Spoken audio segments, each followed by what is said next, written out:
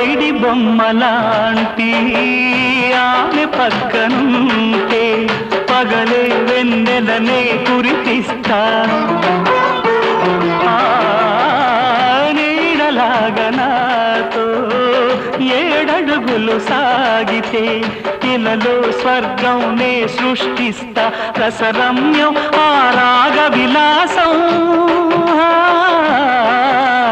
రసరమ్యం ఆ రాగ విలాసం వసివాడదు అది ఆ జన్మాంతం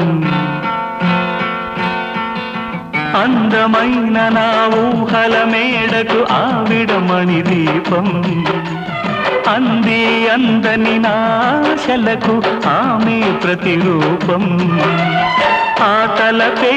నా ధ్యానం ఆ అభినవ దేవత నా ప్రాణ